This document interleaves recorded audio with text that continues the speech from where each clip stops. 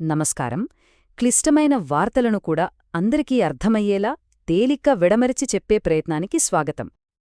ఈరోజు మనం ఆంధ్రప్రదేశ్లో కేవలం ఒక్క రోజు జరిగిన వార్తలను తీసుకుని వాటిని లోతుగా విశ్లేషించబోతున్నాం.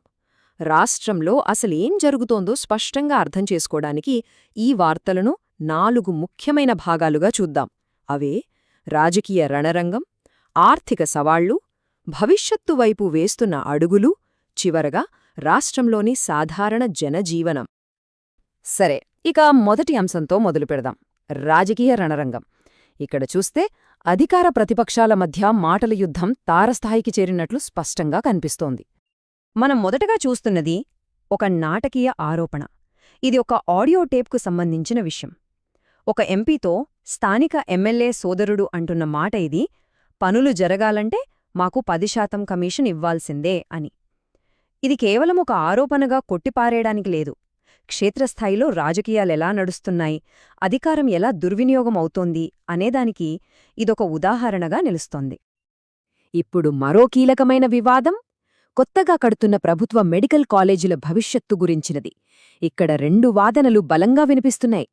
ఒకవైపు పబ్లిక్ ప్రైవేట్ పార్ట్నర్షిప్ ద్వారా పనులు వేగంగా పూర్తిచేసి జనానికి సౌకర్యాలందిస్తామని ప్రభుత్వం అంటోంది. మరోవైపు ప్రతిపక్షం ఏమంటోందంటే ఇది ప్రజల డబ్బుతో కట్టిన ఆస్తులను ప్రైవేటు వాళ్లకి అమ్మేసే కుట్ర అని ఆరోపిస్తోంది. ప్రజాప్రయోజనం పేరుతో ఇరుపక్షాలు ఒకరిమీదొకరు తీవ్ర విమర్శలు చేసుకుంటున్నాయి. ఈ రాజకీయ పోరాటం కేవలం సభల్లో ప్రెస్మీట్లకి పరిమితం కాలేదు, ఏకంగా కోర్ట్ల వరకు వెళ్ళింది. ఇక్కడ మనం చూస్తున్నవి కొన్ని ఉదాహరణలు మాత్రమే. ఎంపీపై దాడి కేసు, పాత ప్రభుత్వ హయాంలో జరిగిన ఇసుక తవ్వకాలకు జరిమానాలు, చివరికి తిరుమల లడ్డూలో వాడే నెయ్యిలో కల్తీ జరిగిందన్న కేసు. ఇలా ప్రతి కేసు వెనుక ఒక రాజకీయ కోణం, చాలా కాలంగా నడుస్తున్న గొడవలు కనిపిస్తున్నాయి. ఇవన్నీ రాష్ట్ర రాజకీయాలు ఎంత సంక్లిష్టంగా మారాయో చూపిస్తున్నాయి. సరే, ఈ రాజకీయ ఘర్షణలన్నింటి వెనుక ఒక ముఖ్యమైన ఆర్థిక నేపథ్యం కూడా ఉంది. ఇప్పుడు రాష్ట్రం ఎదుర్కొంటున్న ఆర్థిక సవాళ్లేంతో ఒక్కసారి చూద్దాం. ఈ నంబర్ చూడండి: 3,76,823 కోట్ల రూపాయలు. ఇది రాష్ట్ర రైతుల మీద ఉన్న అప్పుల భారం. దేశంలోనే ఇది 2వ అత్యధికం. వ్యవసాయమే ప్రధాన జీవనాధారమైన రాష్ట్రంలో రైతులు ఇంత పెద్ద అప్పుల ఊబిలో కూరుకుపోవడమనేది ఆర్థిక వ్యవస్థపై ఎంత తీవ్రమైన ఒత్తిడి ఉందో చెప్పకనే చెబుతోంది. రైతులకే కాదు, సాధారణ ప్రజలకు కూడా ఆర్థిక భారం ఏమాత్రం తక్కువగా లేదు. రాష్ట్ర ప్రభుత్వం విధిస్తున్న అధిక వ్యాట్ వల్ల దేశంలోనే పెట్రోల్, డీజిల్ ధరలు ఆంధ్రప్రదేశ్లోనే ఎక్కువగా ఉన్నాయని స్వయంగా కేంద్ర ప్రభుత్వమే చెబుతోంది. దీని ప్రభావం రవాణా ఖర్చుల నుంచి మొదలుపెట్టి మనం కొనే ప్రతి నిత్యావసర వస్తువు ధరపై పడుతోంది. ఇప్పటికే ఇన్ని ఆర్థిక ఇబ్బందులుంటే వీటికి తోడు ఇప్పుడు మరో కొత్త భారం వచ్చి చేరింది. అదే గ్రామీణ ఉపాధి హామీ పథకం. దీని కింద రాష్ట్ర ప్రభుత్వం మీద ఏటా అదనంగా 4,000 కోట్ల రూపాయల భారం పడుతోంది. ఇది రాష్ట్ర బడ్జెట్పై ఒత్తిడిని ఇంకాస్త పెంచుతోంది. ఈ ఆర్థిక పరిస్థితిపై కేవలం ప్రతిపక్షాలు మాత్రమే కాదు, అధికార పార్టీ సభ్యులు కూడా ఆందోళన వ్యక్తం చేస్తున్నారు. స్వయంగా అధికార పార్టీ ఎంపీ ఒకరు లోక్సభలో రాష్ట్ర అప్పులు ఆందోళనకరంగా ఉన్నాయి అని చెప్పటం సమస్య ఎంత తీవ్రంగా ఉందో మనకు అర్థం చేయిస్తోంది. అయితే ఇన్ని సవాళ్లు, సమస్యలు ఉన్నప్పటికీ రాష్ట్రం భవిష్యత్తు మీద కూడా దృష్టి పెడుతోంది. అభివృద్ధి కోసం ఎలాంటి అడుగులు వేస్తున్నారో ఇప్పుడు చూద్దాం రండి.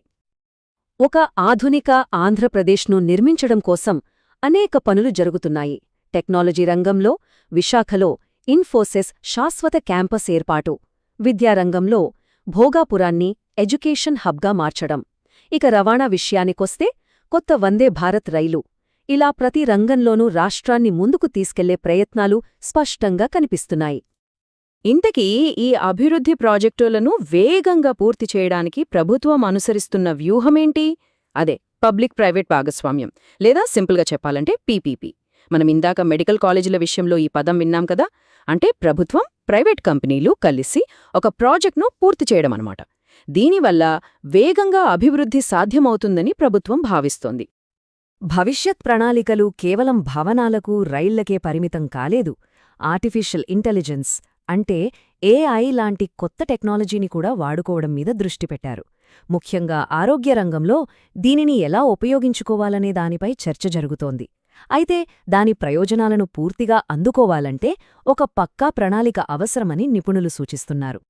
చివరిగా రాజకీయాలు, ఆర్థిక విషయాలు కాసేపు పక్కన పెట్టి అసలు ఆంధ్రప్రదేశ్ అంటే ఏంటి, అక్కడి ప్రజల జీవితం ఎలా ఉంటుంది, వాళ్ల సంస్కృతి, సామాజిక విషయాలు ఎలా ఉంటాయో చూద్దాం. రాజకీయాలు, ఆర్థిక లెక్కలు కాకుండా రాష్ట్రానికి ఒక ఆత్మ ఉంటుంది. అది గతాన్ని గౌరవించడంలో, వర్తమానాన్ని విశ్వాసంతో జరుపుకోవడంలో, భవిష్యత్తును భద్రపరచడంలో మనకు కనిపిస్తుంది. తెలుగు రాష్ట్రం కోసం ప్రాణాలర్పించిన పొట్టి శ్రీరాములకు స్మారక చిహ్నం, విజయవాడ ఇంద్రకీలాద్రి మీద భక్తి శ్రద్ధలతో ముగిసిన భవానీ దీక్షలు, ఇక రాష్ట్ర భవిష్యత్తు కోసం కొత్తగా ఉద్యోగాల్లో చేరిన పోలీస్ కానిస్టేబుళ్లు, ఈ 3 చిత్రాలు ప్రజల జీవిత సారాన్ని మన కళ్లకు కడుతున్నాయి. ఈ రాజకీయ రగడ, ఆర్థిక ఒత్తిళ్లు, సామాజిక ఉత్సవాలు, వీటన్నింటి మధ్య జీవితం తన సహజమైన లయతో సాగిపోతూనే ఉంటుంది. పంచాంగం ప్రకారం రోజూ సూర్యోదయం, సూర్యాస్తమయం, ధనుర్మాసం లాంటి శుభ సమయాలు. ఈ సంప్రదాయ కాలచక్రం రాష్ట్ర దైనందిన జీవితానికి ఒక స్థిరమైన ఆధారాన్ని ఇస్తూనే ఉంటుంది. కాబట్టి కేవలం ఒక్కరోజు వార్తలను బట్టి చూస్తే ఆంధ్రప్రదేశ్ అసలు కథ ఏమిటి? ఒకవైపు తీవ్రమైన రాజకీయ పోరాటాలు, ఆర్థిక ఇబ్బందులు, మరోవైపు అభివృద్ధి ఆకాంక్షలు, భవిష్యత్తు ప్రణాళికలు. ఒకవైపు అప్పుల భారం, మరోవైపు తరతరాలుగా వస్తున్న బలమైన విశ్వాసాలు, సంప్రదాయాలు. ఈ పరస్పర విరుద్ధమైన శక్తుల మధ్య ఆంధ్రప్రదేశ్ అసలు కథ ఏమిటి? బహుశా సమాధానం ఈ రెండింటి మధ్యలోనే ఎక్కడో దాగి ఉందేమో.